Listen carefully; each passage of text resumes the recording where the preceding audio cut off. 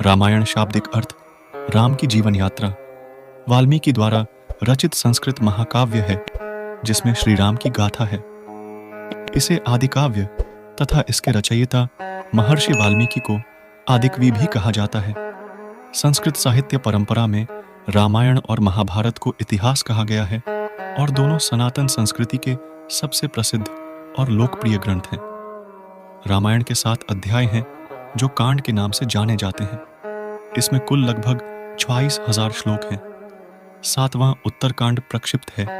तत्व मार्तंड में भी उत्तरकांड को प्रक्षिप्त माना गया है।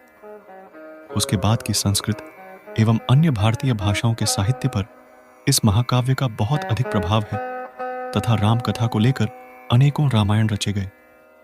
संक्षेप में रामायण कथा हिंदू शास्त्रों के अनुसार भगवान राम विष्णु के मानव अवतार थे। इस अवतार का उद्देश्य मृत्युलोक में मानव जाति को आदर्श जीवन के लिए मार्गदर्शन देना था। अंततः श्री राम ने राक्षसों के राजा रावण का वध किया और धर्म की पुनर्स्थापना की। रामायण में 7 कांड हैं: बालकांड, अयोध्याकांड, अरण्यकांड, सुंदरकांड, किष्किंधाकांड, लंकाकांड और उत्तरकांड। बालकांड।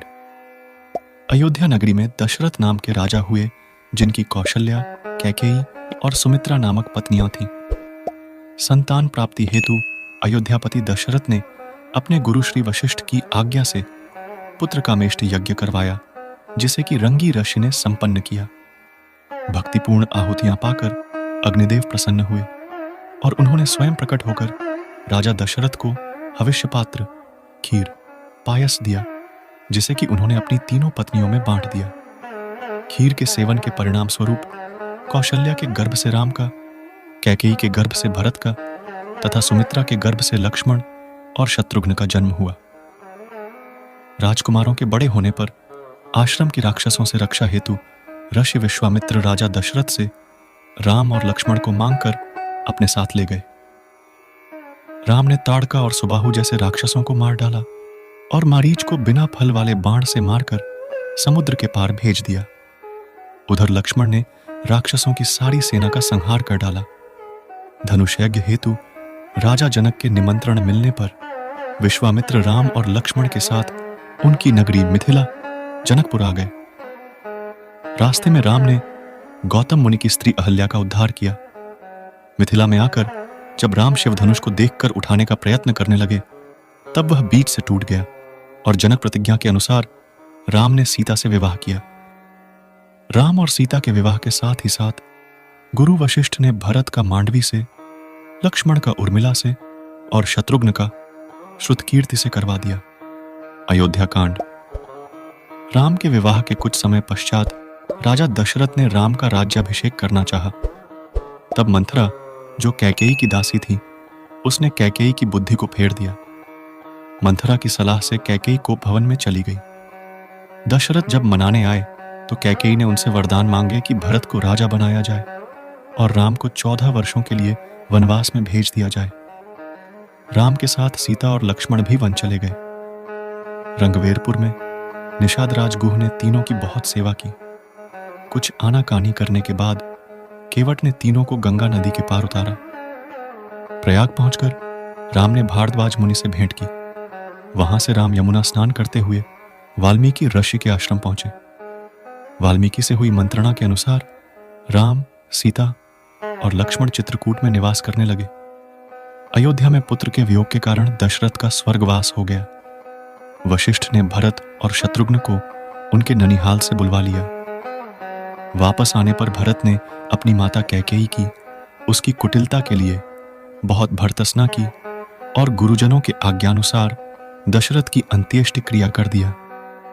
भरत ने अयोध्या के राज्य को अस्वीकार कर दिया और राम को मनाकर वापस लाने के लिए समस्त स्नेहीजनों के साथ चित्रकूट चले गए। कैकेयी को भी अपने किए पर अत्यंत पश्चाताप हुआ। भरत तथा अन्य सभी लोगों ने राम के वापस अयोध्या जाकर राज्य करने का प्रस्ताव रखा, जिसे कि राम ने पिता की आज्ञा पालन करने और रघुवंश की रीति निभाने के लिए अमान्य कर दिया। भरत अपने स्नेही जनों के साथ राम की पादुका को साथ लेकर वापस अयोध्या आ गए। उन्होंने राम की पादुका को राज्य सिंहासन पर विराजित कर दिया, स्वयं नंदीग्राम में निवास करने लगे। अरण्यकांड। कुछ काल के पश्चात राम ने चित्रकूट से प्रयाण किया तथा वे अत्रि ऋषि के आश्रम पहुंचे। अत्रि ने राम की स्तुति की और उनकी पत्नी अनसुया ने सीता को पातिव्रत धर्म के मर्म समझाए। वहां से फिर राम ने आगे प्रस्थान किया और शरभंग मुनि से भेंट की। शरभंग मुनि केवल राम के दर्शन की कामना से वहां निवास कर रहे थे, अतः राम के दर्शनों की अपनी अभिलाषा पूर्ण हो जाने से योगाग्नि से अपने शरीर को जला डाला और ब्रह्मलोक को गमन किया। और आगे बढ़ने पर राम को स्थान स्थान पर हड्डियों के ढेर दिखाई पड़े, जिनके विषय में मुनियों ने राम को बताया कि राक्षसों ने अनेक मुनियों को खा डाला है और उन्हीं मुनियों की हड्डियां हैं। इस पर राम ने प्रतिज्ञा की कि वे समस्त राक्षसों का वध करके पृथ्वी को राक्षस विहीन कर देंगे। राम और आगे बढ़े और पथ में सुतीक्ष्ण, अगस्त्य आदि ऋषियों से भेंट करते हुए दंडक वन में प्रवेश किया, जहां पर उनकी मुलाकात जटायु से हुई। राम ने पंचवटी को अपना निवास स्थान बनाया। पंचवटी में रावण की बहन शूर्पणखा ने आकर राम से प्रणय निवेदन किया। राम ने यह कहकर कि वे अपनी पत्नी के साथ हैं और उनका छोटा भाई अकेला है, उसे लक्ष्मण के पास भेज दिया। लक्ष्मण ने उसके प्रणय निवेदन को अस्वीकार करते हुए शत्रु की बहन जानकर उसके नाक और कान काट लिए। शूर्पणखा ने खरदूषण से सहायता की मांग की और वह अपनी सेना के साथ लड़ने के लिए आ गया। लड़ाई में राम ने खरदूषण और उसकी सेना का संहार कर डाला। शूर्पणखा ने जाकर अपने भाई रावण से शिकायत की। रावण ने बदला लेने के लिए मारीच को स्वर्ण मृग बनाकर भेजा, जिसकी छाल की मांग सीता ने राम से की। लक्ष्मण को सीता के रक्षा की आज्ञा देकर राम स्वर्ण मृग रूपी मारीच को मारने के लिए उसके पीछे चले गए। मारीच राम के हाथों मारा गया, पर मरते मरते मारीच ने राम की आवाज बनाकर कहा, लक्ष्मण का क्रंदन किया, जिसे सुनकर सीता ने आशंकावश होकर लक्ष्मण को राम के पास भेज दिया। लक्ष्मण के जाने के बाद अकेली सीता का रावण ने छलपूर्वक हरण कर लिया और अपने साथ लंका ले गया। रास्ते में जटायु ने सीता को बचाने के लिए रावण से युद्ध किया और रावण ने तलवार के प्रहार से उसे अधमरा कर दिया। सीता को न पाकर राम अत्यंत दुखी हुए और विलाप करने लगे। रास्ते में जटायु से भेंट होने पर उसने राम को रावण के द्वारा अपनी दुर्दशा होने व सीता को हर कर दक्षिण दिशा की ओर ले जाने की बात बताई। ये सब बताने के बाद जटायु ने अपने प्राण त्याग दिए और राम उसका अंतिम संस्कार करके सीता की खोज में सघन वन के भीतर आगे बढ़े। रास्ते में राम ने दुर्वासा के शाप के कारण राक्षस बने गंधर्व कबंध का वध करके उसका उद्धार किया और शबरी के आश्रम जा पहुंचे, जहां पर कि उसके द्वारा दिए गए झूठे बेरों को उसके भक्ति के वश में होकर खाया। इस प्रकार राम सीता की खोज में सघन वन के अंदर आगे बढ़ते गए। किष्किंधा कांड। राम ऋष्यमूक पर्वत के निकट आ गए। उस पर्वत पर अपने मंत्रियों सहित सुग्रीव रहता था। सुग्रीव ने इस आशंका में कि कहीं बाली ने उसे मारने के लिए उन दोनों वीरों को न भेजा हो, हनुमान को राम और लक्ष्मण के विषय में जानकारी लेने के लिए ब्राह्मण के रूप में भेजा।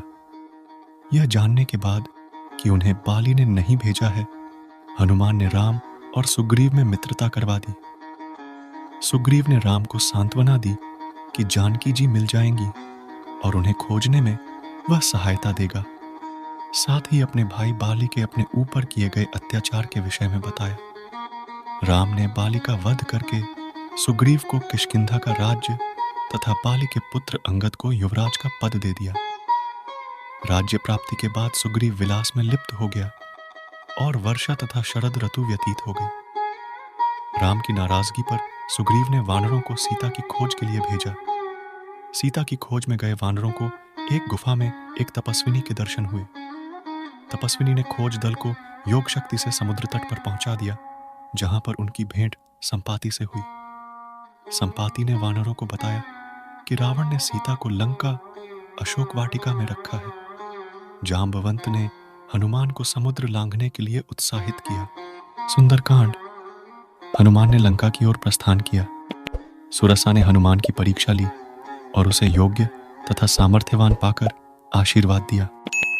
मार्ग में हनुमान ने छाया पकड़ने वाली राक्षसी का वध किया और लंकिनी पर प्रहार करके लंका में प्रवेश किया। उनकी विभीषण से भेंट हुई। जब हनुमान अशोक वाटिका में पहुंचे तो रावण सीता को धमका रहा था। रावण के जाने पर त्रिजटा ने सीता को सांत्वना दी। एकांत होने पर हनुमान जी ने सीता माता से भेंट करके उन्हें राम की मुद्रिका दी। हनुमान ने अशोक वाटिका का विध्वंस करके रावण के पुत्र अक्षय कुमार का वध कर दिया। मेघनाथ हनुमान को नागपाश में बांधकर रावण की सभा में ले गया। रावण के प्रश्न के उत्तर में हनुमान ने अपना परिचय राम के दूत के रूप में दिया। रावण ने हनुमान की पूंछ में तेल में डूबा हुआ कपड़ा बांधकर आग लगा दिया। इस पर हनुमान ने लंका का दहन कर दिया। हनुमान सीता के पास पहुंचे। सीता ने अपनी चूड़ामणि देकर उन्हें विदा किया। वे वापस समुद्र पार आकर सभी वानरों से मिले और सभी वापस सुग्रीव के पास चले गए। हनुमान के कार्य से राम अत्यंत प्रसन्न हुए। राम वानरों की सेना के साथ समुद्र तट पर पहुंचे। उधर विभीषण ने रावण को समझाया कि राम से बैर न लें। इस पर रावण ने विभीषण को अपमानित कर लंका से निकाल दिया। विभीषण राम के शरण में आ गया और राम ने उसे लंका का राजा घोषित कर दिया। राम ने समुद्र से रास्ता देने की विनती की। विनती न मानने पर राम ने क्रोध किया और उनके क्रोध से भयभीत होकर समुद्र ने स्वयं आकर राम की विनती करने के पश्चात नल और नील के द्वारा पुल बनाने का उपाय बताया। लंका कांड। जाम्बवंत के आदेश से नल नील दोनों भाइयों ने वानर सेना की सहायता से समुद्र पर पुल बांध दिया। श्री राम ने श्री रामेश्वर की स्थापना करके भगवान शंकर की पूजा की और सेना सहित समुद्र के पार उतर गए। समुद्र के पार जाकर राम ने डेरा डाला। पुल बंध जाने और राम के समुद्र के पार उतर जाने के समाचार से रावण मन में अत्यंत व्याकुल हुआ। मंदोदरी के राम से बैर न लेने के लिए समझाने पर भी रावण का अहंकार नहीं गया। इधर राम अपनी वानर सेना के साथ मेरु पर्वत पर निवास करने लगे। अंगद राम के दूत बनकर लंका में रावण के पास गए और उसे राम के शरण में आने का संदेश दिया, किंतु रावण ने नहीं माना। शांति के सारे प्रयास असफल हो जाने पर युद्ध आरंभ हो गया। लक्ष्मण और मेघनाद के मध्य घोर युद्ध हुआ। शक्तिबाण के वार से लक्ष्मण मूर्छित हो गए। उनके उपचार के लिए हनुमान सुषेण वैद्य को ले आए और संजीवनी लाने के लिए चले गए। गुप्तचर से समाचार मिलने पर रावण ने हनुमान के कार्य में बाधा के लिए कालनेमी को भेजा, जिसका हनुमान ने वध कर दिया। औषधि की पहचान न होने के कारण हनुमान पूरे पर्वत को ही उठाकर वापस चले।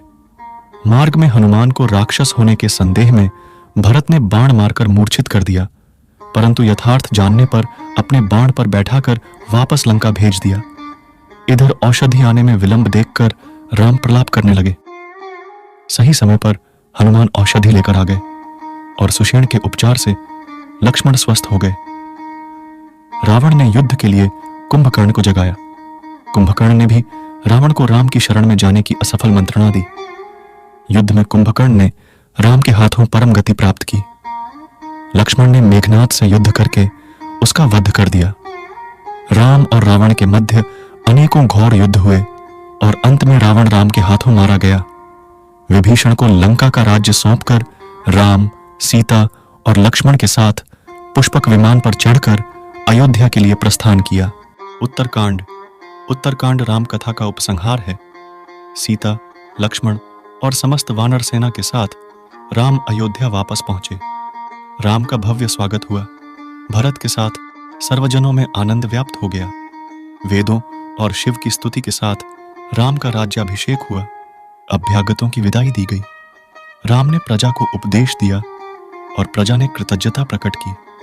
चारों भाइयों के दो दो पुत्र हुए। राम राज्य एक आदर्श बन गया।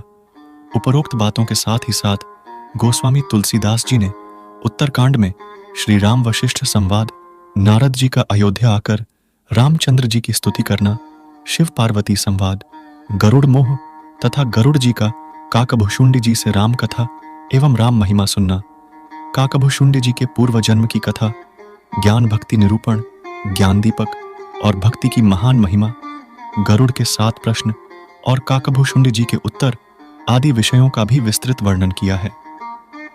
जहां तुलसीदास जी ने उपरोक्त वर्णन लिखकर रामचरितमानस को समाप्त कर दिया है, वहीं आदिकवि वाल्मीकि अपने रामायण में उत्तरकांड में रावण तथा हनुमान के जन्म की कथा, सीता का निर्वासन, राजा नृग, राजा निमि, राजा ययाति तथा राम राज्य में कुत्ते का न्याय की उपकथाएं, लवकुश का जन्म, राम के द्वारा अश्वमेघ यज्ञ का अनुष्ठान तथा उस यज्ञ में उनके पुत्रों लव तथा कुश के द्वारा महाकवि वाल्मीकि रचित रामायण गायन, सीता का रसातल प्रवेश, लक्ष्मण का परित्याग, 500 पर्र 500 आथा का भी वर्णन किया है।